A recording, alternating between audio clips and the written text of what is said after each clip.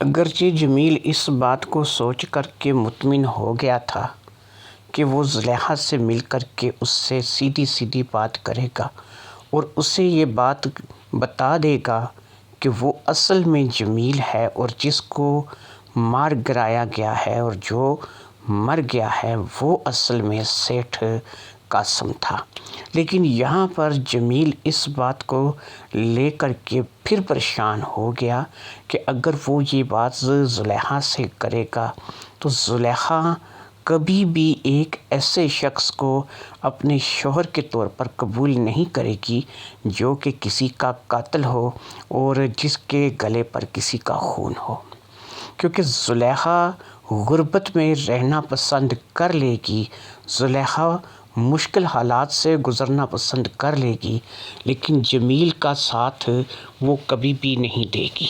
اب جمیل کو یہ بات بھی سامنے نظر آ رہی تھی کہ اگر زلیخا کو اس بات کا پتہ چل جاتا ہے کہ وہ جمیل ہے، اس کا شوہر ہے اور وہی جو ہے وہ قاسم کا قاتل بھی ہے، تو ایسے میں صرف ایک ہی بات ممکن تھی، اور وہ جو بات ممکن تھی وہ یہ تھی کہ زلیخا کبھی بھی نہیں چاہے گی کہ وہ اپنے ساتھ ایک قاتل کو رکھے اور اس کی بچیاں جو ہیں وہ ایک قاتل کے زیر سایہ پلیں۔ ان باتوں کو سوچ کر اب وہ مزید پریشان ہو گیا، کیونکہ اس نے تھوڑا سا سکون اس بات پہ محسوس کیا تھا کہ وہ جا کر کے ساری اصلیت زلیخا کو بتا دے، لیکن وہ جانتا تھا کہ زلیخا نہ پیسے کی لالچی ہے اور نہ ہی وہ پیسے کے لیے اپنا ایمان بیچے گی۔ اس بات کو سوچ کر کے وہ اور زیادہ پریشان ہو چکا تھا۔ اب اسے کوئی بھی اس بات کا حل نظر نہیں آ رہا تھا کہ وہ جو کھو چکا ہے، جیسے کہ زلیخا کو اور اپنی دونوں بیٹیوں کو، ان کو وہ دوبارہ کیسے پا سکتا ہے اور کیسے جو ہے وہ ان تک دوبارہ رسائی حاصل کر سکتا ہے۔ جتنا سوچتا جاتا تھا اتنا الجھتا جاتا تھا، اس مسئلے سے نکلنے کا کوئی حل اسے فی الحال نظر نہیں آ رہا تھا، لہٰذا اس نے ایک ہی فیصلہ کیا کہ وہ بہرحال کچھ بھی ہو جائے زلیخا سے اس بارے میں مل کر کے بات کرے گا۔ اگر وہ اپنی اصلیت زلیخا کو بتاتا ہے تو دو آپشن تھے، نمبر ایک کہ زلیخا اسے دوبارہ شوہر کے روپ میں اپنا لے گی، اور آپشن نمبر دو، جب یہ بات کھل جائے گی کہ وہی جمیل ہے اور اس نے سیٹھ قاسم کو ہلاک کیا ہے، تو اس کا یہ نتیجہ بھی نکل سکتا ہے کہ زلیخا خود قانون کے حوالے جمیل کو کر دے، کیونکہ وہ ایسی ہی خوددار قسم کی عورت تھی۔ بس اسی بات سے جمیل ڈر رہا تھا کہ کہیں زلیخا کی خودداری اس کے لیے پھانسی کا پھندا نہ بن جائے۔ اس بات کو لے کر کے اس نے کئی بار سوچا، لیکن بہرحال وہ اپنی بیوی اور اپنے بچوں کے بغیر نہیں رہ سکتا تھا، لہٰذا اس نے یہ فیصلہ کیا کہ یہ لاکھوں کروڑوں کی دولت جو اب اس نے حاصل کر لی ہے اور اس کا وہ اکیلا مالک ہے، اس کا کوئی دعوے دار نہیں، تو اب یہ لاکھوں کروڑوں کی دولت اس وقت تک تو بالکل بیکار ہے کہ جب تک اس کے ساتھ اس کی بیوی نہ ہو، اس کے بچے نہ ہوں۔ اس بات کو سوچ کر کے اس نے ایک بار زلیخا سے ملنے اور پھر اسے سب کچھ بتانے کا فیصلہ کر لیا۔ اس بات کو لے کر کے اس نے ایک مستقل فیصلہ کر لیا تھا، اور اب وہ مطمئن تھا کہ وہ بہت جلد زلیخا سے ملاقات کرے گا اور اسے ساری اصلیت سے آگاہ کر دے گا۔ وہ رات گزر گئی اور اگلا دن آ گیا، پھر کچھ دن ایسے آ گئے کہ جو انتہائی مصروفیت کے تھے۔ اسے اتنی فرصت نہ ملی کہ وہ زلیخا کی طرف جا سکے یا زلیخا سے اس بارے میں بات کر سکے۔ اسی تگ و دو میں ایک ہفتہ بیت گیا۔ اس کے کام کا پریشر اس قدر تھا کہ وہ ایک ہفتے تک زلیخا کی طرف نہیں جا سکا۔ ایک ہفتے بعد اس نے زلیخا کی طرف جانے کا پروگرام بنایا، لیکن اب وہ اس بات کو اچھی طرح سے جانتا تھا کہ اگر وہ زلیخا کے پاس جاتا ہے تو وہ دستک کے جواب میں دروازہ تک کھولنے کی روادار نہیں ہے۔ اب ایک طریقہ تھا جو کہ جمیل کے ذہن میں گردش کر رہا تھا کہ زلیخا کے بارے میں، اپنی بچیوں کے بارے میں جو جمیل جانتا تھا نا، وہ کسی بھی طرح سے قاسم نہیں جانتا تھا۔ اگر کوئی دو چار ایسے اشارے یا ایسی باتیں کر دی جائیں کہ جو زلیخا کو پچھلے دنوں کی یاد دلائیں یا پچھلے سالوں کی یاد دلائیں، یا شادی کے وقت کی کوئی باتیں ایسی بتا دی جائیں، یا شادی کیسے ہوئی تھی، کس نے کروائی تھی، کیا کیا ہوا تھا، اگر یہ باتیں ساری زلیخا کے سامنے کر دی جائیں تو زلیخا کو اس بات کا یقین ہو جائے گا کہ سامنے آنے والا قاسم نہیں بلکہ جمیل ہے۔ اور ویسے بھی ایک عورت اپنے مرد کو پہچاننے میں زیادہ دیر نہیں لگا سکتی، اور ظاہری بات ہے کہ جب ایسی باتیں جمیل جو ہے وہ زلیخا کے ساتھ کرے گا تو زلیخا جو ہے وہ بہت جلد جمیل کو پہچان لے گی۔ اسی بات کو ذہن میں بر کر کے وہ اس محلے کی طرف روانہ ہو گیا جس محلے میں زلیخا کا گھر تھا، جہاں پر وہ رہتی تھی۔ جب وہ اس جگہ پر پہنچا جہاں پر کہ سیٹھ قاسم اکثر اپنی گاڑی کھڑی کیا کرتا تھا، تو اس نے گاڑی کھڑی کی اور وہاں سے پھر ان گلیوں کی طرف روانہ ہو گیا کہ جہاں گاڑی پر نہیں جایا جا سکتا تھا۔ جیسے ہی وہ زلیخا کے گھر کے دروازے پر پہنچا اور اس نے دستک دینے کے لیے ہاتھ اٹھایا تو اندر سے اسے اپنی بچیوں کے رونے کی جذباتی آواز سنائی دی، اور یہی کچھ کیفیت اسے زلیخا کی بھی محسوس ہوئی۔ اس کا من چاہا کہ وہ دروازے پہ دستک دے، لیکن اس سے پہلے کہ وہ دروازے پہ دستک دے وہ کچھ سننا چاہتا تھا۔ اتنے میں کچھ محلے کے لوگ تھے جو کہ وہاں سے گزرے، اور ان میں سے ایک دو ایسے تھے جو کہ زلیخا کے گھر کے دروازے کے پاس آ کر کھڑے ہو گئے۔ ایک دبلا پتلا سا ہلکی ہلکی مونچھوں والا ایک بزرگ سا آدمی تھا۔ اس نے جمیل کی طرف بڑی حقارت بھری نظر سے دیکھا اور جمیل کو کہا، جاؤ سیٹھ بابو اپنا کام کرو، اب تمہیں یہاں سے کچھ بھی ملنے والا نہیں، اس کا شوہر واپس آ گیا ہے۔ یہ بات جمیل کے کانوں میں ایک سیسے سے زیادہ جو ہے وہ، یعنی سیسا جیسے کان میں گرتا ہے اور تکلیف ہوتی ہے، ایسی تکلیف اس شخص کی بات سے جمیل کو ہوئی تھی۔ جمیل ایک دم سے اس آدمی کی طرف متوجہ ہوا اور جمیل اس آدمی سے بولا، کیا کہہ رہے ہو؟ ایسے کیسے ہو سکتا ہے؟ کون آ گیا ہے واپس؟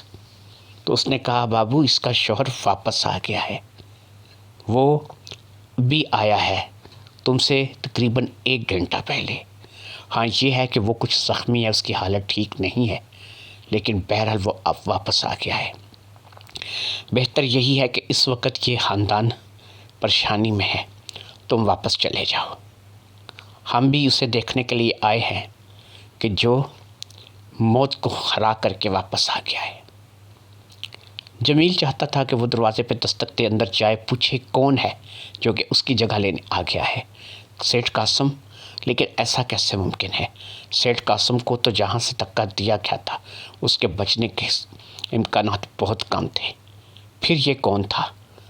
کوئی نیا بہروپیہ، سیٹھ قاسم کی شکل کا کوئی اور آدمی، یا پھر خود سیٹھ قاسم؟ سمجھ سے ساری باتیں باہر تھیں، لہٰذا ان باتوں کو سوچ کر کے جمیل نے اس وقت وہاں سے چلے جانا ہی مناسب سمجھا۔ اس نے یہی سمجھا کہ ابھی چلا جاتا ہوں، لیکن 1-2 دن میں ساری اصلیت کا پتہ چل جائے گا کون ہے۔ وہ اس وقت تو آ گیا، لیکن اب اس کا ارادہ تھا کہ وہ یا تو رات کو جائے گا یا پھر اگلے دن صبح جائے گا۔ اگر آنے والا قاسم ہے تو ظاہری بات ہے کہ وہ اسے خود قاسم بن کے مل سکتا تھا اور اس کی خیریت دریافت کر سکتا تھا۔ اس طریقے سے وہ یہ بھی کہہ سکتا تھا کہ اس کا اس کام میں کوئی قصور نہیں ہے، یہ پاؤں پھسلنے سے گرا تھا اور اس کو زخم آیا۔ لیکن اب سوال یہ تھا کہ فیکٹری کے لوگ، دیگر لوگ اسے سیٹھ قاسم مان چکے تھے اور کسی نے کوئی سوال بھی نہیں کیا تھا اور نہ ہی کوئی اس کے خلاف کوئی خاص تحقیق ہوئی تھی۔ لیکن سیٹھ قاسم جو کہ اب اس کے گھر میں پہنچ چکا تھا، اس کی موجودگی میں یہ اس گھر میں اب کیسے جا سکتا تھا؟ اس سے تو اب اور زیادہ خطرہ نظر آنے لگا تھا۔ اس سے تو زلیخا کی عزت بھی اب محفوظ نظر نہیں آ رہی تھی۔ اور زلیخا چھوڑو، اس کی دونوں بچیاں جوان تھیں، اسے تو کوئی پل چین کا محسوس نہیں ہو رہا تھا۔ سمجھو وہ کانٹوں پر لوٹ رہا تھا، وہ واپس تو آ گیا تھا، لیکن اس کے دماغ میں بے شمار سوچیں چل رہی تھیں، اور یہی سوچیں جو ہے اس کے لیے پریشانی کا سبب بن رہی تھیں۔ وہ سوچ رہا تھا کہ اسے جانا چاہیے، پھر وہ سوچتا تھا کہ کس منہ سے جائے، کیا کرے۔ جب تک سیٹھ قاسم اب اس سے خود رابطہ نہیں کرتا تھا، اس نے سوچ لیا تھا کہ یہ نہیں جائے گا، کیونکہ اگر یہ جائے گا تو ہو سکتا ہے کہ سیٹھ قاسم اس کے اوپر الزام لگائے، اور قتل کا الزام کہ مجھ پہ قاتلانہ حملہ ہوا، تو یہ اتنا بڑا سیٹھ ہونے کے باوجود بھی، اتنی دولت حاصل کرنے کے باوجود بھی قانون کے جنگل میں پھنس سکتا ہے۔ اور اگر اس نے الزام نہ لگایا تو تب اس کے لیے خیریت ہو سکتی ہے۔ زلیخا اب کیا سوچے گی، زلیخا کو کیا بتایا جائے گا، بچیاں کیا سوچیں گی، بچیوں کو کیا بتایا جائے گا، ان تمام باتوں میں جمیل بری طرح الجھ کر رہ گیا تھا۔ اس کا کچھ بھی دماغ کام نہیں کر رہا تھا، اور اسے سمجھ نہیں آ رہی تھی کہ وہ کیا کرے کیا نہ کرے۔ لہٰذا اس نے یہی فیصلہ کیا تھا کہ جب تک سامنے سے کوئی بات نہیں ہوتی، وہ ادھر کا رخ اب نہیں کرے گا۔ ادھر قاسم ہی تھا جو کہ آ گیا تھا۔ قاسم زخمی تھا۔ قاسم نے زلیخا کو جو کہانی سنائی، اس کہانی میں اس نے جمیل کا نام نہیں لگایا۔ اس نے یوں کہا کہ اس کا پاؤں پھسل گیا تھا اور وہ کھائی میں گرا۔ جب وہ کھائی میں گرا تو اسے نہیں یقین تھا کہ وہ بچ جائے گا۔ وہاں سے گزرتے ہوئے ایک شخص نے، جو کہ ایک بزرگ سا آدمی تھا، اس نے اسے زخمی حالت میں اٹھایا اور اپنی کٹیا میں لے کر کے چلا گیا، جو کہ اسی پہاڑوں کے بیچ میں ایک جگہ پر بنی ہوئی تھی۔ وہ شخص جڑی بوٹی اور بہت سی چیزیں جانتا تھا، لہٰذا اس نے قاسم کا علاج شروع کر دیا۔ وہ قاسم کے کھانے پینے کا دھیان رکھنے لگا اور قاسم کا علاج کرنے لگا۔ آج اور کل اور اسی طریقے سے کرتے کرتے قاسم کے زخم کافی بہتر ہو گئے، اور قاسم اپنے آپ کو کافی حد تک بہتر محسوس کرنے لگا۔ جب قاسم اس قابل ہو گیا کہ وہ چل پھر سکتا تھا، کہیں آ جا سکتا تھا، تو اس نے اس بابا کا شکریہ ادا کیا اور وہاں سے روانہ ہو گیا۔ قاسم جب واپس پہنچا تو اس سے اس بات کا پتہ چلنے میں ذرا دیر نہیں لگی کہ جمیل اس کے مکمل جائیداد اور بزنس پر قبضہ کر چکا ہے، اور جمیل نے خود قاسم کا روپ دار رکھا ہے، اور اس وقت جمیل قاسم بن کے اپنی زندگی گزار رہا ہے۔ لہٰذا قاسم جمیل کے گھر چلا گیا، اور اس نے جا کے زلیخا کو یہ بتایا کہ پاؤں پھسلنے سے گرا، اور پھر بابا نے بچا لیا، اور پھر زخم ٹھیک ہونے کے بعد وہ گھر آ گیا ہے۔ البتہ اس نے کوئی بھی الزام جو ہے وہ جمیل اور موجودہ قاسم پہ لگانا مناسب نہیں سمجھا تھا۔ وہ پہلے اس سے ملنا چاہتا تھا، اسے بتانا چاہتا تھا، اس سے پوچھنا چاہتا تھا۔ اب سسٹم یہ ہوا کہ یہاں پر تو بیوی تھی جو کہ نچھاور ہوئے چلی جا رہی تھی، بچیاں تھیں جو کہ آگے پیچھے گھوم رہی تھیں، اور پہلی بار جو ہے وہ قاسم کو حقیقی معنی میں فیملی کے ہونے کا احساس ہوا۔ فیملی کیا ہوتی ہے، فیملی کی اہمیت کیا ہوتی ہے۔ ہلدی والے گرم دودھ پلائے جا رہے تھے، بچیاں پاؤں دبا رہی تھی، کوئی کچھ کر رہی تھی، کوئی کچھ کر رہی تھی۔ سب کو اس بات کی فکر تھی کہ بابا بیمار ہے، بابا ٹھیک ہو جائے تو دوبارہ سے بابا جو ہے وہ کام پہ جانے لگے گا، سب کچھ ٹھیک ہو جائے گا۔ ماں بھی اب لوگوں کے گھروں کے کام کاج کرتی تھی، اس بات کا بیٹیوں کو بھی خبر تھی، لہٰذا بچیاں جو ہیں وہ چاہتی تھی کہ بابا جلدی سے جلدی ٹھیک ہو جائے اور پھر سے ہمارے گھر میں وہی خوشیاں لوٹ آئیں۔ ادھر قاسم یہ بات سوچ رہا تھا کہ دیکھو یہ کیسا گھر ہے، میں دولت میں تھا، لاکھوں کروڑوں میں تھا، لیکن میرے پاس یہ چیز نہیں تھی، یہاں پر میرے پاس فیملی ہے۔ کبھی کبھی قاسم اس بات کو سوچتا کہ بہت عجیب سودا کیا ہے جمیل نے میرے ساتھ۔ اس نے مجھ سے میری دولت، روپے، پیسہ سب کچھ لے لیا ہے، لیکن اس کے بدلے میں اس نے مجھے جو کچھ دیا ہے یہ ایک ایسی انمول گفٹ ہے کہ جس کا میں کیا کہہ سکتا ہوں۔ 2 بیٹیاں، ایک بہت ہی اچھی بیوی، ایسی بیوی جو کبھی شاید مجھے نہ ملتی، میں کبھی اس کا تصور بھی نہیں کر سکتا تھا۔ پھر اسے یاد آیا کہ اس نے تو اسے کہا تھا کہ تم میرے ساتھ اپنا جیون بسر کرو، میرے ساتھ اپنی اگلی زندگی گزارو، چھوڑو جمیل کو، جمیل کے پاس کیا رکھا ہے۔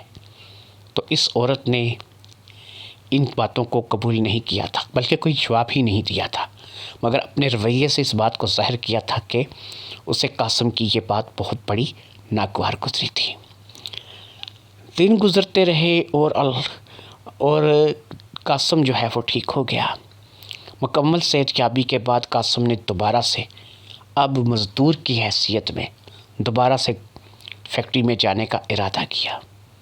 وہ فیکٹری میں گیا اور وہاں کے فورمین سے ملا، وہاں کے مینیجر سے ملا اور دوبارہ سے کام کی بات کی۔ اسے ویلکم کیا گیا کیونکہ وہ ایک اچھا ورکر تھا، اس لیے اسے نکالا نہیں جا سکتا تھا۔ جو اس کے ساتھ ہوا تھا اس کے لیے افسوس کیا گیا اور دوبارہ سے اسے کام پر رکھ لیا گیا۔ بڑی عجیب صورتحال تھی کہ جو مالک تھا وہ نوکر بن کے کام کرنے لگا اور جو نوکر تھا اب وہ مالک بن کے کام کر رہا تھا۔ ملاقاتیں ہونے لگیں، دوبارہ سے آمنا سامنا ہونے لگا، مگر کبھی اکیلے میں بات کرنے کا موقع نہیں ملا۔ جب بھی ملاقات ہوتی کچھ ورکر ساتھ ہوتے، کچھ لوگ ساتھ ہوتے۔ جمیل کا بھی یہی حال تھا اور قاسم کا بھی یہی حال تھا۔ قاسم ورکر کی شکل میں اور جمیل مالک کی شکل میں اپنی اپنی کرسی پر ڈٹے بیٹھے تھے۔ اس زندگی کو پا کر کے قاسم خوش تھا۔ اسے ایک تنخواہ مناسب ملتی تھی جس میں وہ اپنے بچوں کو ہنسی خوشی زندگی گزار رہا تھا۔ ہاں، ایک پرابلم جو تھی اب وہ قاسم کے ساتھ چل رہی تھی اور وہ بڑی عجیب و غریب پرابلم تھی جس کا کوئی حل جو ہے وہ قاسم کو نظر نہیں آ رہا تھا، اور وہ پرابلم تھی زلیخا۔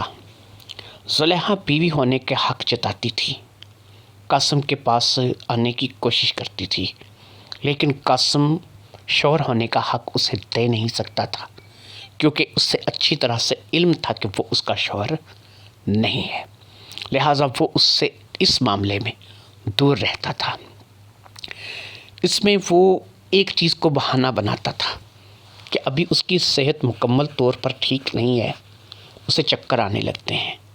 پھر وہ کہتی کہ تم اتنا ورک کرتے ہو جا کے فیکٹری میں بھی، وہاں کے سارے کام تم سے ہوتے ہیں، بس یہی ایک کام ہے جس میں تمہیں چکر آنے لگتے ہیں، بہانے بناتے ہو، پتہ نہیں کیا ہو گیا ہے تمہیں۔ جب سے پہاڑ سے واپس آئے ہو تم ایک بار بھی میرے پاس نہیں آئے۔ میں بھی تو انسان ہوں، میرے بھی کچھ جذبات ہیں، مجھے سمجھو، میں کب تک جو ہے وہ تمہارے بغیر جو اپنی زندگی گزار سکوں گی۔ ہر بار یہی چھوٹی موٹی تکرار ہوتی، لیکن قاسم تھا کہ وہ اس کے پاس نہیں جا سکتا تھا۔ کیوں؟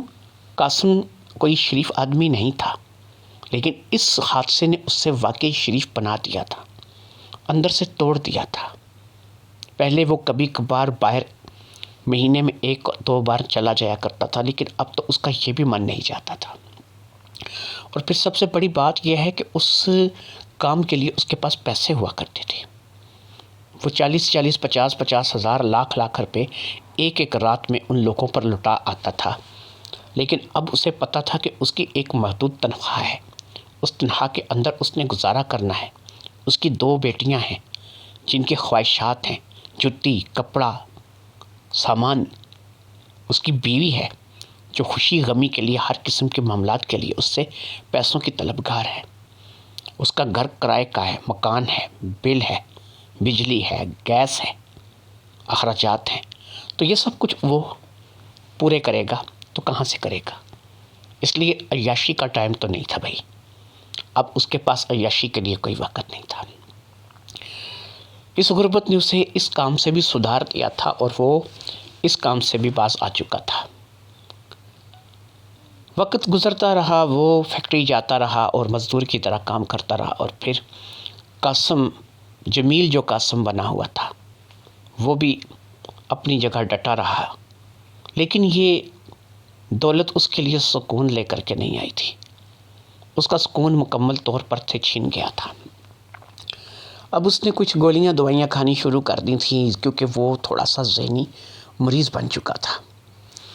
اس کے اندر وہ سکون اطمینان نہیں رہا تھا جو کہ کبھی ہوا کرتا تھا۔ اب وہ عجیب سا ریئیکٹ کرنے لگا تھا، اپنے مزدوروں سے اکثر جھگڑ بڑھتا، اپنے سے چھوٹوں کو اکثر ڈانٹ دیتا، کبھی بلا وجہ ہی غصہ ہو جاتا اور کبھی ایک دم سے ہی کہیں خیالوں کی دنیا میں کھو جاتا۔ یقین پوچھیں تو اس کا سب کچھ لٹ چکا تھا، پیسہ دولت تو اس نے کما لیا تھا، لیکن اب اس کے پاس وہ چیز نہیں رہی تھی جس کی اسے تلاش تھی۔ اس نے اپنے ذہن کا سکون بری طرح سے برباد کر لیا تھا۔ کبھی کبھی وہ رات کو بڑے عجیب و غریب خواب دیکھتا۔ یہ خواب بھی پتہ نہیں حقیقت تھے یا اس کے خواب ہی تھے۔ وہ دیکھتا کہ قاسم اور زلیخا انجوائے کر رہے ہیں، مزے کر رہے ہیں۔ کبھی کبھی تو وہ اس سے بھی زیادہ آگے نکل جاتا اور اس سے بھی زیادہ برا سوچتا۔ وہ اپنی بیٹیوں اور قاسم کو بلاتا رہتا کہ میری بیٹیاں ہیں، قاسم ان کے ساتھ کچھ زیادتی کر رہا ہے، وہ ان کی عزت سے کھیلنے کی کوشش کر رہا ہے، وہ ان کے ساتھ وہ سلوک کر رہا ہے جیسے کوئی عیاش آدمی کسی لڑکی کے ساتھ کرتا ہے۔ اس قسم کی باتیں، اس قسم کے خیالات اس کے دل میں آتے، جنہوں نے اس کا جینا حرام کر دیا۔ وہ نہ جی سکتا تھا نہ مر سکتا تھا۔ وہ دولت تھی، اس کے ساتھ وہ اچھا کھا سکتا تھا، اچھا پہن سکتا تھا، اچھا بستر تھا، لیکن نیند نہیں تھی۔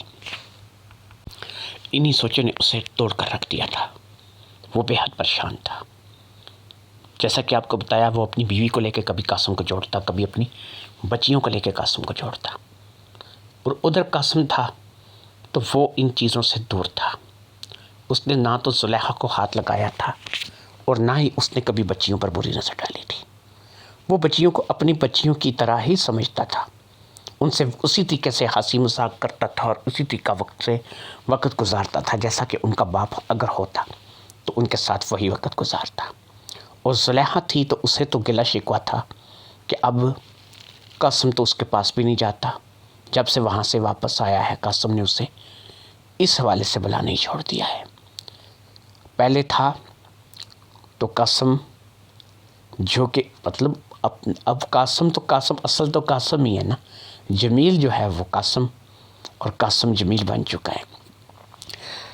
زلیخا اپنا جمیل ڈھونڈ رہی تھی، لیکن جمیل نہیں تھا، قاسم تھا۔ لیکن اس بات کا زلیخا کو خبر نہیں تھی۔ وقت اسی طریقے سے گزرتا چلا گیا۔ پھر ایک دن وہ وقت آ ہی گیا کہ ان دونوں کی آپس میں آمنا سامنا ہو گیا۔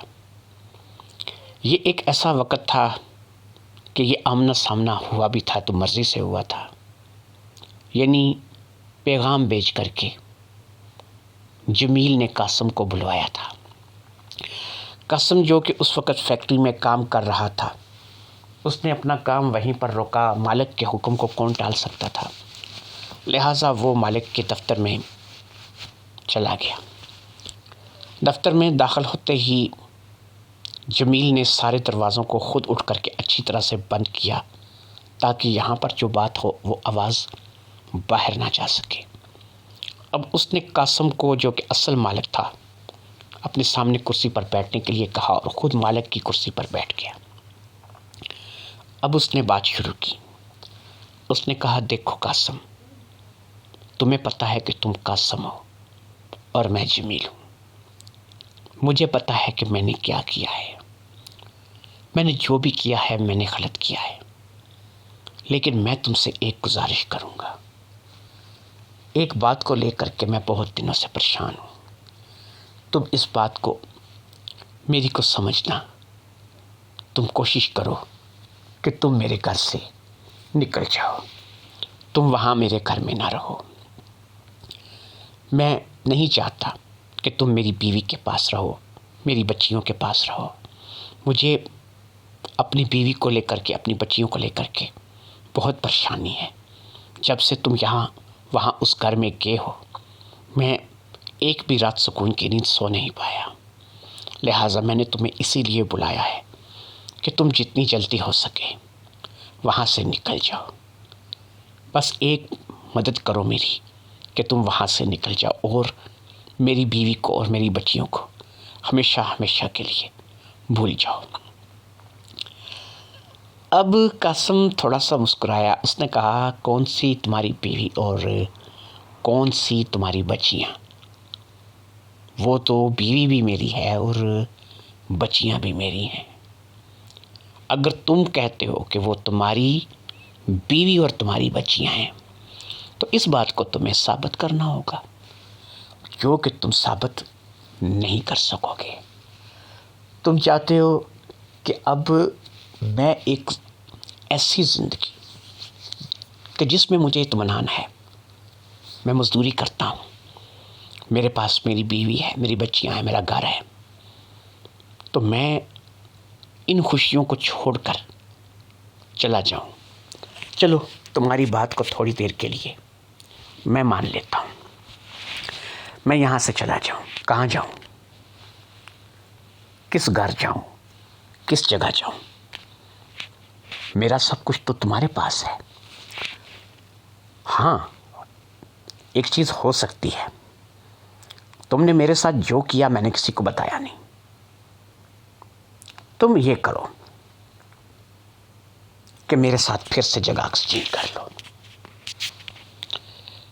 یقین کرو مجھے دکھ ہوگا، تمہیں نہیں ہوگا، کیونکہ میں ایک محبت کرنے والی وفادار بیوی چھوڑوں گا، تو بہت ہی پیاری پیاری بچیاں چھوڑوں گا، جن کے لیے یہ لاکھوں کروڑوں اربوں تو کیا میں سب کچھ قربان کر سکتا ہوں.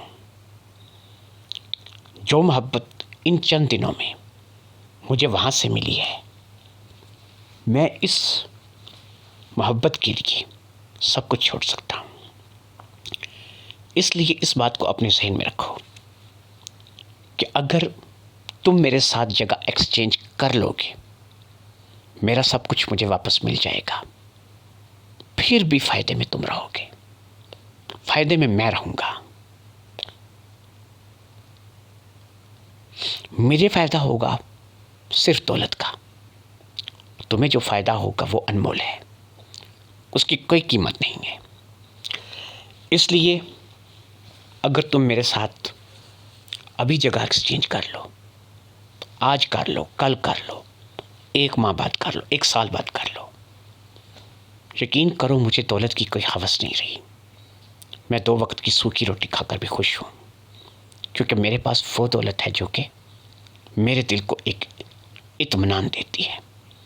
میرے پاس بیوی ہے، بچے ہیں، گھر ہے. تمہارے پاس کیا ہے؟ صرف دولت، اور دولت کے ساتھ ساتھ ڈھیر ساری بے سکونی. آج تم وہاں کھڑے ہو جہاں پر کبھی پہلے میں ہوتا تھا. میرے پاس دولت تھی، اچھا کھاتا تھا، پہنتا تھا، گاڑیاں تھی، مزے کرتا تھا، لیکن میرے پاس سکون نہیں تھا. مجھے نہیں سمجھ آتی تھی اس وقت کہ یہ سکون میں کہاں سے حاصل کروں گا، لیکن آج مجھے وہ سکون ملا ہے. وہ تمہارے گھر میں جا کر کے ملا ہے، تمہاری بیوی اور تمہاری بچیوں کی وجہ سے ملا ہے. اس لیے ان کو چھوڑ کر کہیں جانے کا سوال ہی پیدا نہیں ہوتا، اور تم کسی بھی طور پر مجھے وہاں سے ہٹا نہیں سکتے. زیادہ سے زیادہ کیا ہوگا، تم مجھے نوکری سے نکال دو گے. میں یہاں سے نوکری سے نکلوں گا. سب کو پتہ ہے کہ میں کیا کام کرنا جانتا ہوں، میں کس کام کا مزدور ہوں، میں کس کام کا ورکر ہوں. میں کسی اور فیکٹری کو جوائن کروں گا، کہیں اور چلا جاؤں گا، کیونکہ میں ایک مزدور ہوں، مزدوری کر سکتا ہوں. مجھے کہاں مل جائے گا. تم مالک ہو یہاں پر. اب تم اپنی جگہ نہیں بدل سکو گے، تمہیں یہیں رہنا ہوگا. میں کسی اور فیکٹری میں کسی اور جگہ جا کے مزدوری کروں گا، لیکن شام کو لوٹ کر میں گھر جاؤں گا، زلیخا کے پاس جاؤں گا، سحر کے پاس جاؤں گا، ماہم کے پاس جاؤں گا. تم یہیں رہو گے، تم صبح بھی یہیں رہو گے، شام بھی یہیں رہو گے. اس لیے میں تمہاری کوئی بات ماننے والا نہیں. اس وقت ایک سودا ہے جو تم میرے ساتھ کر سکتے ہو، میرے ساتھ پھر سے جگہ بدل دو۔ میں اپنے حیثیت میں اپنے گھر میں واپس چلا جاؤں گا۔ یقین کرو میرا نقصان ہوگا، میرا سکون چلا جائے گا، لیکن تمہیں تمہاری فیملی اور تمہارا سکون مل جائے گا۔ دونوں میں سے کسی ایک چیز کا فیصلہ کرو۔ اگر تمہیں دولت، روپیہ، پیسہ، شہرت چاہیے تو پھر تم جہاں پر بیٹھے ہوئے ہو یہ جگہ تمہارے لیے بہترین ہے۔ لیکن اگر تمہیں دولت، روپیہ، پیسہ، شہرت نہیں چاہیے، اپنی بیوی اور بچوں سے پیار ہے، تو پھر جب بھی چاہو میرے ساتھ اس جگہ کو ایکسچینج کر سکتے ہو۔ یہ کہہ کر قاسم اٹھا، دروازہ کھل کر دفتر سے باہر نکل گیا۔ جمیل اپنی کرسی پر ہکا بکا بیٹھا تھا۔ وہ یہ فیصلہ واقعی نہیں کر پا رہا تھا کہ اس سے عزت، دولت، شہرت، اچھا کھانا، گاڑی، گھر، بنگلہ چاہیے یا پھر اس سے اپنی زلیخا اور اپنی بچیاں چاہیے۔ یہ فیصلہ وہ اتنی جلدی نہیں کر سکتا تھا۔ ادھر قاسم تھا جو کہ ایک مزدور کے روپ میں دوبارہ سے مزدوروں میں جا کر کے شامل ہو چکا تھا۔ وہ خوش تھا۔ اس نے اپنی زندگی میں روپیہ پیسہ بہت کمایا تھا، لیکن اس نے اس کے بدلے اپنا سکون برباد کر دیا تھا۔ لیکن اب اسے اس چیز کا احساس ہو رہا تھا کہ روپے پیسے میں سکون نہیں ہوتا، سکون تو کسی اور چیز کا نام ہے۔ لہٰذا اس سے اپنی بیوی، اپنے بچے، یعنی جمیل کی بیوی اور جمیل کے بچوں میں وہ سکون ملا تھا۔ اس روز رات کو جب وہ گھر لوٹا تو وہ تھوڑا پریشان تھا۔ اس کی پریشانی کو زلیخا نے بھی محسوس کیا، اور پھر بچیوں کے سو جانے کے بعد رات کو زلیخا اس کے پاس چلی آئی۔ اچھا، حیرت کی بات یہ تھی نا کہ جب سے بابا گھر واپس آیا تھا، بابا بیمار تھا، بچیاں بھی وہیں سونے لگی تھی اسی کے کمرے کی، لیکن حیرت تھی اس بات کی کہ کبھی اس نے بچیوں کو کسی اور نظر سے دیکھا ہی نہیں تھا۔ وہ انہیں اپنی ہی بیٹیاں سمجھتا تھا۔ اس رات، آدھی رات کو جب بچیاں بھی سو چکی تھی تو زلیخا اس کے پاس آئی، قاسم کے پاس۔ اب اس نے قاسم کو کہا کہ تم میرے ساتھ تھوڑی دیر کے لیے دوسرے کمرے میں آؤ، بات کرنی ہے۔ وہ قاسم کو لے کر کے اپنے ساتھ دوسرے کمرے میں چلی گئی۔ وہاں پر اس نے لائٹ جلائی اور سامنے صوفے پر بیٹھ گئی۔ صوفہ تھا تھوڑا پرانا، لیکن تھا، ان کے گھر میں بھی ایک صوفہ تھا۔ وہ صوفے پر بیٹھ گئی، دوسری سیٹ پر اس نے قاسم کو بیٹھنے کے لیے کہا۔ اب وہ کافی پریشان اور اداس نظر آ رہی تھی۔ وہ قاسم کو لے کر کے کافی روحانی سی ہو گئی۔ اس نے کہا، مجھ سے کیا قصور ہو گیا ہے؟ کیا غلطی ہو گئی ہے مجھ سے؟ تم جب سے اس حادثے سے واپس آئے ہو، بچیوں سے بھی تم پیار کرتے ہو، مجھے بھی، میری بھی دیکھ بھال کرتے ہو، مجھ سے بھی اچھے طریقے سے بات کرتے ہو، لیکن یہ کیا ہے کہ تم میرے پاس نہیں آتے؟ کیا اب ہماری جو زندگی ہے وہ یہیں تک ہے، ختم ہو گئی ہے؟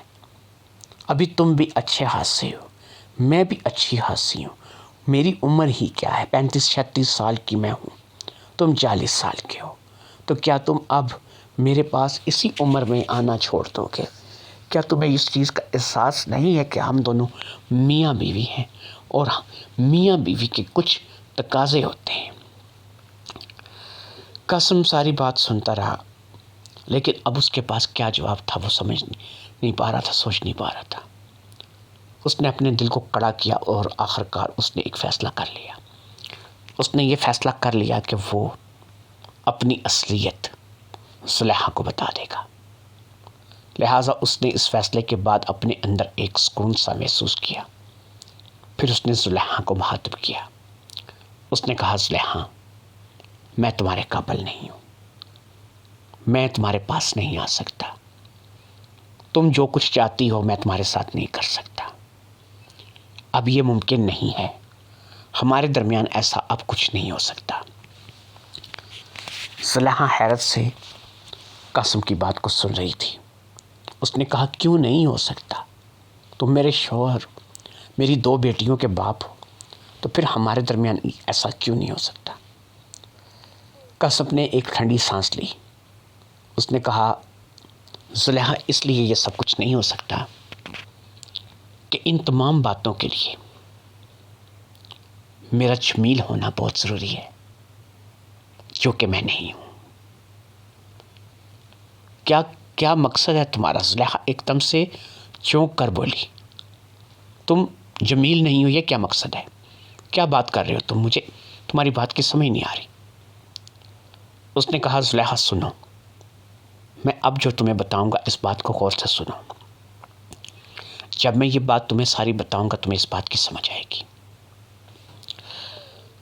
اب قاسم نے زلیخا کو پہاڑ پر جانے اور وہاں پر پیش آنے والے حادثے کے بارے میں ساری بات بتا دی۔ اس کے بعد وہ کیسے واپس آیا، جا کے دوبارہ سے مزدوری کرنے لگا، اور پھر اس کی جمیل کے ساتھ اس کے دفتر کے اندر بیٹھ کر کیا تکرار ہوئی، کیا بات ہوئی، یہ سب کچھ اس نے زلیخا کو بتا دیا۔ زلیخا جو اس کی بات کو سن رہی تھی کہ جیسے کاٹو تو لہو نہ نکلے۔ حیرت کے سمندر میں غوطہ زن وہ عورت مکمل بات سن چکی تھی۔ اسے سمجھ آ چکی تھی کہ یہ شخص جو کہ اس کے سامنے بیٹھا ہے، جس کا نام اصل میں قاسم ہے، یہ اس کا شوہر نہیں ہے۔ اس کا شوہر وہی تھا جو کہ اس کے آنے سے پہلے بھی اس چیز کے دعوے کر رہا تھا کہ وہ اس کا خیال رکھے گا۔ اسے سمجھ میں نہیں آ رہی تھی وہ کیا جواب دے کیا نہ دے۔ بات پوری ہو چکی تھی، زلیخا نے بات کو سن لیا تھا۔ یہ تو اچھا تھا کہ بچیاں تھیں جو کہ اپنے کمرے میں سو رہی تھیں اور انہیں اس بات کا پتہ نہیں چلا تھا۔ ساری بات سننے کے بعد زلیخا نے کہا کیا تم جو بھی کہہ رہے ہو یہ سچ ہے؟ قاسم نے کہا ہاں، یہ بالکل سچ ہے۔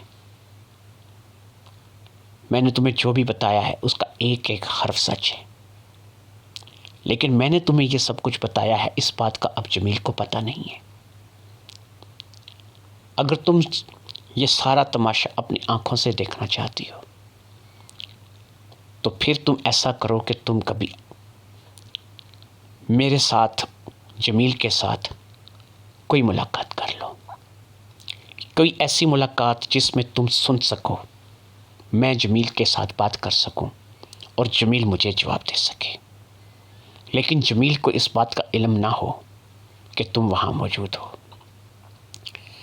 اس سے تمہیں میری بات کی سچائی کا مزید اندازہ ہو جائے گا۔ اس نے کہا مجھے تمہاری بات پہ کافی حد تک تو یقین آ گیا ہے۔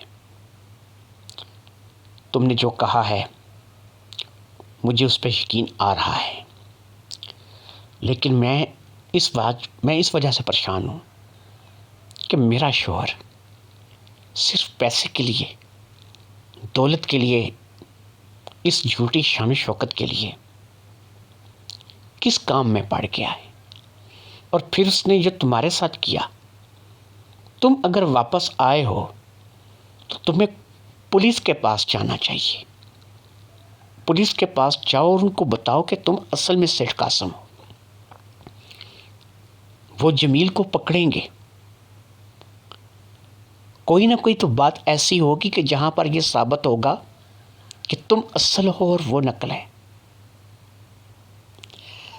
اب قاسم زیر لب مسکرایا، اس نے کہا کہ ہاں، ایک نہیں بہت سی باتیں ایسی ہیں کہ جو اسے جمیل اور مجھے قاسم ثابت کرنے کے لیے کافی ہیں۔ چلو تمہیں ایک چھوٹی سی بات بتاتا ہوں۔ میرے بینک اکاؤنٹ ہیں، میں اگرچہ دستخط کرتا ہوں لیکن تمہیں شاید اس چیز کا علم نہیں کہ ہمارے فنگر پرنٹس بھی لیے جاتے ہیں۔ جب ہم لوگ اکاؤنٹ کھلواتے ہیں تو ہمارے فنگر پرنٹس بھی لیے جاتے ہیں۔ اب اگر میں اپنے بینک میں فنگر پرنٹس کے حوالے سے ہی بات کر دوں تو جمیل کے فنگر پرنٹس میرے فنگر پرنٹس کے ساتھ میچ نہیں کریں گے۔ چند لمحوں میں جمیل قانون کی حراست میں ہوگا، اور پھر اس نے مجھے دھکا دیا میں کہاں تھا، کیوں میرا گواہ تو پھر وہ بابا بھی ہے جس نے میرا علاج کیا، اس نے مجھے دھکا دیا. یہ ساری باتیں کہیں نہ کہیں جا کر کے ثابت ہو جائیں گی. اور بہت سی ایسی چیزیں ہیں، مطلب میری زمین جائیداد فیکٹریوں کا وہ مالک تو بن بیٹھا ہے، لیکن کیا کیا کہاں کہاں ہے اس کی تفصیل کا اسے مکمل علم نہیں ہے. وہ مکمل علم صرف میرے پاس ہے. میرے کاغذات جس لاکر میں پڑے ہیں، اس لاکر کو اوپن کرنے کا طریقہ کیا ہے، وہ ایک کوڈ کے ذریعے سے اوپن ہوتا ہے. بینک والے اسے لاکر کی چابی دیں گے، جس کو وہ اس لاکر میں گھمائے گا، لیکن لاکر نہیں کھلے گا. اس کے بعد وہ لاکر اس سے کوڈ مانگے گا. وہ کوڈ صرف میں جانتا ہوں، جس میں میرے کروڑوں اربوں کی پراپرٹی کے کاغذات پڑے ہیں. ایسی بہت سی چھوٹی چھوٹی چیزیں ہیں کہ جن کو لے کر کے میں بڑی آسانی سے پروف کر سکتا ہوں کہ میں قاسم وہ جمیل ہے. لیکن تمہیں پتہ ہے کہ میں نے ابھی تک اس بات کو پروف کیوں نہیں کیا؟ میں دیکھنا چاہتا تھا اس زندگی میں اور اس زندگی میں فرق کیا ہے.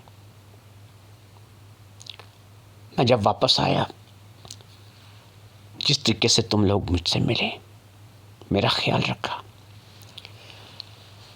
مجھے ان بچیوں میں اپنی بیٹیاں نظر آئیں. تم میں اپنی بیوی نہیں دیکھ سکتا تھا، لیکن مجھے ایک وفادار بیوی ضرور نظر آئی، جو اپنے شوہر کا انتظار کر رہی تھی، جسے اپنے شوہر سے بے حد محبت تھی. میں تمہاری وفاداری کو نقصان نہیں پہنچانا چاہتا تھا، اسی لیے میں نے کبھی تمہیں ہاتھ نہیں لگایا. میں تم سے دور رہا ہمیشہ اسی لیے کہ تم ایک وفادار بیوی ہو، تم ایک خوددار بیوی ہو. تم نے لوگوں کے گھروں میں کام کر کے اپنی بچیوں کا پیٹ پالا میرے پیچھے، یعنی اپنے شوہر کے پیچھے. تمہیں اس چیز کا پتہ نہیں تھا کہ آنے والا جمیل ہے یا پھر قاسم ہے. تم نے جمیل جو قاسم بن کر آیا اسے دھتکار دیا، لاکھوں کروڑوں کی دولت کو دھتکار دیا. یہ بات میرے دل میں وہ سکون کر گئی، وہ گھر کر گئی کہ میں اس بات کو لے کر کے بے حد خوش ہوا. کیوں کہ میں نے کبھی ایسا سوچا بھی نہیں تھا کہ ایسی عورتیں بھی ہوتی ہیں. تمہیں پتہ ہے میری 40 سال عمر ہوگی، میں نے ابھی تک شادی کیوں نہیں کی؟ میں نے اپنی جوانی میں ایک عشق کیا تھا، لیکن اس وقت میں انتہائی غریب آدمی تھا. اس نے ایک مالدار کو دیکھ کے اس سے شادی کر لی. اس نے میری محبت کا کوئی مول نہیں رکھا، چلی گئی. اس کے بعد میرے دل میں ایک بات آئی کہ پیسہ ہی سب کچھ ہے، جتنا کماؤں گا اتنا زیادہ اچھا رہوں گا. میں پیسہ کمانے لگا، باہر کے ملک چلا گیا، بہت کمایا، واپس آیا، کروڑوں پتی ہو گیا، اپنی فیکٹریاں، بنگلے، گاڑیاں سب کچھ ہو گئی. میرا دل ہی نہیں کرتا تھا کہ میں کسی عورت سے شادی کروں. میں کسی پہ اعتبار ہی نہیں کر سکتا تھا. میری نظر میں ساری عورتیں غلط تھیں اور میں کسی بھی عورت کو اعتماد کے قابل نہیں سمجھتا تھا. جب میں تم لوگوں کے گھر آیا جمیل کے ساتھ، میں نے دیکھا کہ تم ایک محبت کرنے والی وفادار بیوی ہو. میں نے تمہیں آزمانے کے لیے، یقین مانو آج میں تمہیں حقیقت بتا رہا ہوں، میرا تمہارے لیے کوئی ارادہ نہیں تھا. میں نے تمہیں آزمانے کے لیے چند باتیں کی تھیں. اس کا تم نے مجھے کوئی جواب نہیں دیا، لیکن تم نے اپنی وہ باتیں اپنے شوہر کو بھی نہیں بتائیں. لیکن جس طریقے سے تم اس وقت غصے سے لال پیلی ہو گئی تھی، اس بات نے مجھے یہ یقین دلایا کہ تم وفادار ہو.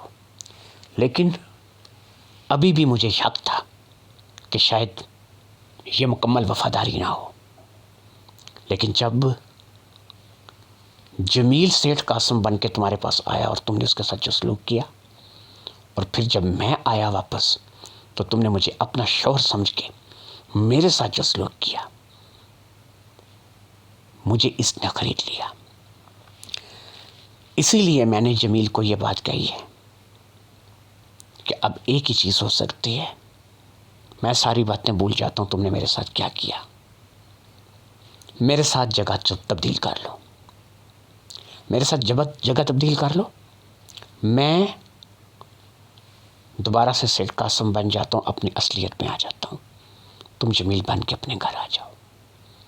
یقین کرو کہ فائدے میں تم رہو گے، میں نہیں رہوں گا، کیونکہ میرے ہاتھ سے ایک وفادار بیوی چلی جائے گی، 2 پیار کرنے والی بچیاں چلی جائیں گی۔ لہٰذا اس بات کو میں اسے سوچنے کا بول کر کے آیا ہوں۔ میری یہ بات پوری ہوئی تو زلیخا تھوڑا سا آنسو بہانے لگی، رونے لگی، کہنے لگی قاسم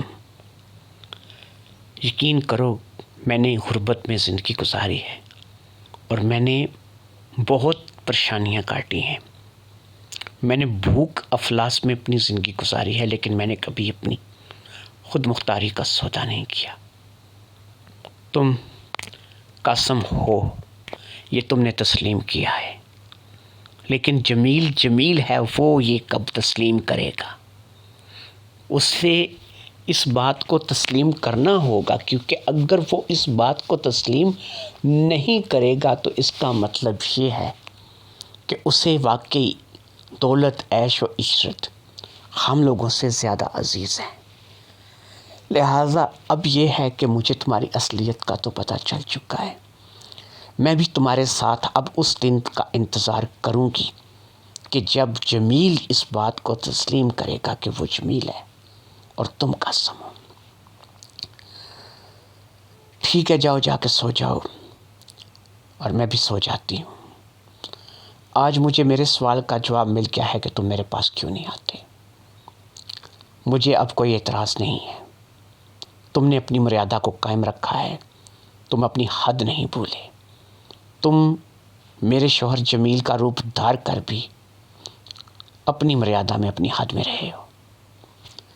اس لیے میں تم سے وعدہ کرتی ہوں کہ میں بھی اس وقت تک تمہارا ساتھ دوں گی جب تک جمیل اب اس بات کو تسلیم نہیں کر لیتا کہ وہ جمیل اور تم قاسم ہو۔ لیکن یاد رکھو کہ اگر جمیل نے اپنے آپ کو جمیل نہ مانا اور تمہیں قاسم نہ مانا تو پھر چاہے ساری زندگی گزر جائے، تم یہیں رہو گے، میں بھی یہیں رہوں گی، اور اسے نہ میرا پیار ملے گا، نہ میری بچیوں کا پیار ملے گا۔ واقعی تم نے ٹھیک کہا ہے کہ فائدے میں وہ نہیں تم ہو، کیونکہ تمہیں بہرحال اب میری توجہ تو تمہاری طرف ویسی نہیں رہے گی، لیکن تمہاری طرف میں توجہ ضرور رکھوں گی کہ تم واقعی ایک عظیم انسان ہو، لیکن میری بچیوں کا پیار کم از کم تمہیں ضرور ملتا رہے گا، کیونکہ وہ تو جانتی ہیں کہ تم ان کے بابا ہو۔ یہ کہہ کر کے زلیخا خاموش ہو گئی اور میں اس کمرے سے باہر نکل آیا۔ چند دن اسی کشمکش میں اور گزر گئے، اور پھر یہ کشمکش مجھ پر نہیں، جمیل پر بہت زیادہ بھاری پڑ رہی تھی۔ میں تو اب بھی مزے میں تھا، میں کام پہ جا رہا تھا، میں بچیوں کے ساتھ بازار جا رہا تھا۔ بچیوں کی ماں کیونکہ اب میری اصلیت جان چکی تھی، اس نے مجھ سے فاصلہ تو بنا لیا تھا، لیکن پھر بھی وہ میری عزت کرتی تھی۔ چند دن مزید گزر جانے کے بعد ایک دفعہ پھر میرے پاس ایک پیغام آیا، اور یہ پیغام کسی اور کا نہیں، جمیل کا تھا۔ اس نے مجھے فیکٹری آنے کے لیے کہا تھا، لہٰذا اس وقت فیکٹری آنے کا کوئی جواز تو نہیں تھا، کیونکہ آج فیکٹری سے میری چھٹی تھی۔ جب میں فیکٹری پہنچا تو جمیل جو کہ سیٹھ قاسم کے روپ میں تھا، بہت سے ورکرز کے ساتھ فیکٹری میں کھڑا تھا، اور پھر میں جب جمیل کے روپ میں وہاں پر پہنچا تو میں نے دیکھا کہ یہاں پہ بہت سے لوگ کھڑے ہیں، اور خود جمیل بھی جو کہ میرے روپ میں تھا وہاں پر کھڑا تھا۔ اب جب میں وہاں پر پہنچ گیا تو اس نے تمام لوگوں کو، تمام ورکرز کو مخاطب کیا، اور پھر اس نے کہا کہ میں نے آپ کو آج چھٹی کے دن اس لیے یہاں پر بلایا ہے کہ میں آج سے آپ لوگوں سے بہت ضروری بات کرنا چاہتا ہوں. ایک ایسی بات کہ جب آپ اسے میرے منہ سے سنیں گے تو آپ کو اس چیز کا اندازہ ہوگا کہ میں نے اپنی زندگی کو خود اپنے ہاتھوں سے برباد کیسے کیا. وہ سیٹھ قاسم کے روپ میں جمیل بول رہا تھا اور پھر اس نے وہ بات کرنی شروع کی. پھر وہ بتاتا چلا گیا کہ کیسے وہ میرے ساتھ پہاڑ پر گیا, مجھے دھکا دیا, یہاں آیا, میری کروڑوں کی جائیداد کا فیکٹریوں کا مالک بن بیٹھا. سب کچھ اس نے مجھ سے چھین لیا. یہ اس کا خیال تھا, لیکن آج وہ اندر سے ٹوٹ چکا تھا. وہ پھوٹ پھوٹ کر بچے کی طرح رو رہا تھا. کیوں؟ کہ اس نے مجھ سے سب کچھ نہیں چھینا تھا, بلکہ میں نے اس سے سب کچھ چھین لیا تھا. مجھے جب اس نے ایسے بلایا تھا چھٹی کے وقت, چھٹی کے دن, یہ بات زلیخا کو بھی کھٹکی تھی. اس لیے وہ بھی اپنی دونوں بیٹیوں کے ساتھ میرے پیچھے پیچھے چلی آئی تھی. اس کو بھی شاید ایسا محسوس ہو گیا تھا کہ کچھ ہونے والا ہے, کوئی ایسی بات جو کہ کھلنے والی ہے, کوئی ایسا راز جس پر سے پردہ اٹھنے والا ہے. لہٰذا وہ باتیں اس نے بھی سن لی تھیں اور اس کی بچیوں نے بھی سن لی تھیں. سب کو پتہ چل چکا تھا کہ جمیل کون ہے اور قاسم کون ہے. جب اس کی بات مکمل ہوئی اور اس نے اپنی آنکھوں میں آئے ہوئے آنسوؤں کو صاف کیا تو میں آگے بڑھا اور میں نے اس کو کہا, دیکھو جمیل, تم نے میرے ساتھ جو کچھ بھی کیا, میں نے تمہیں ایک بات کہی تھی کہ فائدے میں تو میں ہوں.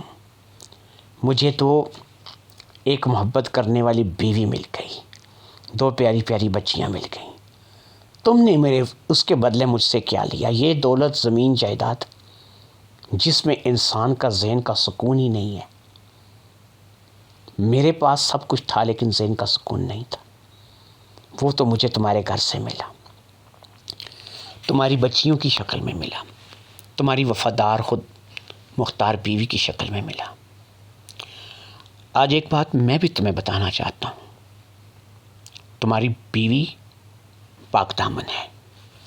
میں جب سے وہاں پر آیا ہوں میں نے کبھی تمہاری بیوی سے کوئی رابطہ نہیں رکھا, کوئی رشتہ نہیں رکھا, کوئی قرابت نہیں رکھی. تمہاری بیٹیوں کو میں نے ہمیشہ اپنی بیٹیوں کی نظر سے دیکھا ہے, اپنی بیٹیوں کی طرح سمجھا ہے. میں نے کبھی ان کے ساتھ کچھ ایسا نہیں کیا کہ جس پر مجھے شرمندگی ہو یا ان بچیوں کو شرمندگی ہو. مجھے یقین تھا کہ تم ایک نہ ایک دن ضرور ٹوٹو گے. کیوں؟ کہ میں دولت مند بن کے اپنے آپ کو دیکھ چکا تھا. مجھے پتا تھا بیڈ مل جاتا ہے, نیند نہیں ملتی. روپیہ پیسہ اچھا کھانا دیتا ہے لیکن سکون نہیں دیتا. میں یہ نہیں کہتا کہ روپیہ انسان کی زندگی میں ضروری نہیں ہے. میں صرف اتنا کہتا ہوں کہ روپیہ انسان کی زندگی میں بہت اہمیت رکھتا ہے, لیکن روپے سے بھی زیادہ اگر انسان کو اچھے رشتے مل جائیں تو پھر وہاں پر روپے کی قدر و قیمت وہ نہیں رہتی. یقین کرو میں ساری زندگی اس بات کو ترستا رہا کہ مجھے کوئی ایسی بیوی ملے جیسی کہ تمہاری بیوی ہے, مجھے ایسی اولاد ملے جیسی کہ تمہاری اولاد ہے. مجھے روپے پیسہ ہونے کے باوجود بھی ان چیزوں کی تلاش تھی جو کہ مجھے ملی. چلو آج میری بیوی نہ, تمہاری بیوی جو ہے وہ میری بیوی تو نہ کبھی تھی نہ رہے گی, لیکن تمہاری بچیوں کی شکل میں مجھے بچیاں ضرور مل گئی ہیں. میرے لیے یہی ذہنی سکون, یہی اطمینان کافی ہے کہ اب میں بھی فخر سے 4 لوگوں میں بیٹھ کر کہہ سکوں گا کہ میری 2 بیٹیاں ہیں. میری 2 بیٹیاں ہیں, ایک ماہم ہے, ایک سحر ہے. مجھے پورا سکون نہ صحیح, مجھے میری بیوی نہ صحیح, لیکن مجھے بچیاں ضرور مل گئی ہیں. میں اپنی دولت کا, اپنے روپے پیسے کا, اپنی فیکٹریوں کا, اپنے بنگلوں کا کم از کم اب کچھ تو سوچوں گا کہ بھئی میرے بھی بچے ہیں, چاہے وہ تمہاری بیٹیاں ہی صحیح. بہرحال جو ہونا تھا ہو چکا، میں نے تمہیں معاف کیا، تمہیں اپنی غلطی کا احساس ہو گیا، تم نے دوبارہ سے اپنے آپ کو جمیل قبول کر لیا، میرے لیے اتنا کافی ہے۔ یہ تمہاری بیوی اور یہ تمہاری بچیاں یہاں کھڑی ہیں، تم اب ان کے ساتھ جا سکتے ہو، میں کل سے اپنے روپ میں آ جاؤں گا اور تم کل سے اپنے روپ میں آ جاؤ۔ ہم یہی سمجھیں گے کہ چند دنوں کے لیے، چند مہینوں کے لیے ہم لوگوں نے اپنی جگہ چینج کر لی تھی، اپنے اپنے روپ بدل لیے تھے، مگر اب ہم اپنے اپنے روپ میں واپس آ جائیں تو اچھا ہے۔ جمیل جو کہ کافی ٹوٹ چکا تھا، اب اس نے آگے بڑھ کر کے اپنی دونوں بچیوں کو اپنے سینے سے لگا لیا۔ بچیاں بھی باپ سے مل کر پھوٹ پھوٹ کر رونے لگی۔ زلیخا بھی ایک طرف کھڑی رو رہی تھی، اسے بھی اس بات کا احساس ہو چکا تھا کہ اس کا جمیل واپس آ گیا ہے۔ پھر تھوڑی ہی دیر میں وہ سارا خاندان، زلیخا، اس کی دونوں بیٹیاں اور جمیل اپنے گھر کے لیے روانہ ہوئے، اور میں دوبارہ سے اپنی جگہ پر آ کر کھڑا ہو گیا۔ میرے مینیجر کو، فورمینز کو، ورکرز کو، سب کو پتہ چل چکا تھا کہ میں جو کہ ان کے ساتھ ایک مزدور کی طرح کام کر رہا تھا، میں ہی سیٹھ قاسم ہوں، ان کا مالک، ان کا باس۔ زندگی خوشگوار گزرنے لگی۔ اب میں بڑی ہنسی خوشی سے جمیل کے گھر چلا جایا کرتا تھا، صبح بھی چلا جاتا تھا، رات کو بھی چلا جاتا تھا۔ اس کی بچیاں میری بچیاں تھیں، وہ مجھے ایسے ہی پیار کرتی تھیں جیسے اپنے بابا کو، وہ ہم دونوں میں کوئی فرق نہیں کرتی تھیں۔ ان کو اس بات کا بھی پتہ چل چکا تھا کہ میں ہی ان کا بابا بن کے ان کے گھر رہ رہا تھا، اس لیے انہوں نے مجھے اپنے باپ کی شکل میں تسلیم کر لیا تھا۔ میں ذہنی طور پر بہت مطمئن تھا، مجھے ایک ایسی دولت مل گئی تھی کہ جسے میں کوئی نام نہیں دے سکتا تھا، لیکن یہ بہت سکون والی دولت تھی۔ اولاد کی شکل میں مجھے یہ دولت ملی تھی، اور پھر کچھ ہی عرصے میں زلیخا نے میرے لیے ایک اچھا رشتہ دیکھا۔ اس نے کہا کہ قاسم، یقین کرو، بہت اچھی لڑکی ہے، غربت میں اپنی زندگی گزاری ہے، لیکن کبھی اپنی عزت کا سودا نہیں کیا، کبھی کچھ غلط نہیں کیا، اس کی میں گارنٹی لیتی ہوں۔ اور پھر زلیخا نے میری شادی کروائی تھی۔ بنش میرے گھر میری بیوی بن کر آ گئی، اور واقعی جیسا زلیخا نے کہا تھا، ایک صبر والی، شکر والی، بہت اچھی لڑکی اللہ نے مجھے عطا کر دی تھی۔ شاید یہ میرے صبر کا نتیجہ تھا کہ مجھے اللہ نے اتنی اچھی بیوی عطا کر دی تھی۔ میری اس بیوی کو اب یہ بھی پتا تھا کہ میری ماشاءاللہ 2 جوان بیٹیاں ہیں، ایک کا نام ماہم ہے اور ایک کا نام سحر ہے۔ زندگی ہنسی خوشی گزرنے لگی، گلے شکوے ختم ہو گئے، ہم سب لوگ اپنے اپنے گھروں میں خوش و خرم رہنے لگے۔ مجھے بھی ایک اچھی نیک بیوی ملی تھی۔ شاید یہ اس بات کا، اس صبر کا انعام تھا کہ جو زلیخا کے پاس ہوتے ہوئے بھی میں نے کیا۔ کس انسان کو طلب نہیں ہوتی، طلب نہیں ہوتی، اور پھر جب سامنے سے خود عورت دعوت دے، اس بیچاری کو پتہ تو نہیں تھا نا کہ میں کون ہوں یا کون نہیں ہوں، لیکن اگر ایسے میں بھی میں نے اس کی دعوت کو قبول نہیں کیا تھا تو شاید اسی بات کو اللہ نے پسند کر لیا تھا، اور مجھے ایک خوبصورت بیوی جو کہ مجھ سے تقریباً 10 سال چھوٹی تھی، جی ہاں، بنش کی عمر 30 سال تھی اور میں 40 سال کا تھا، مجھے ملی تھی۔ اور پھر اسی طرح سے وقت گزرتا گیا تو اللہ نے مجھے بھی ایک بیٹی عطا کی، اور پھر وقت کے ساتھ ساتھ ایک اور پھر ایک اور۔ اب میں 3 بچوں کا باپ تھا، جس میں 2 بیٹیاں، ایک بیٹا تھا، ہنسی خوشی اپنی زندگی گزار رہا تھا۔ جمیل کی بیٹیاں بھی تو میری بیٹیاں تھیں، ان کے گھر بھی ہم لوگ اسی طرح سے جاتے آتے رہتے تھے۔ اب وہ دولت جو کہ میرے پاس تھی، لاکھوں میں، کروڑوں میں، اربوں میں، وہ میرے ان سارے بچوں کی تو تھی۔ اب وہ ساری دولت ان بچوں کی تھی۔ میں نے جمیل کو مزدوری سے ہٹا کر کے کچھ پیسے دیے تھے اور اس کو اپنا کاروبار کرنے کے لیے بولا تھا۔ اب اس کا اپنا کاروبار بھی چل نکلا تھا، وہ بہت اچھا کمانے لگا تھا، اور یہ سب کچھ میں جمیل یا زلیخا کے لیے نہیں کر رہا تھا، اپنی بچیوں کے لیے کر رہا تھا، ماہم اور سحر کے لیے کر رہا تھا۔ جی ہاں، ماہم اور سحر کے لیے کر رہا تھا۔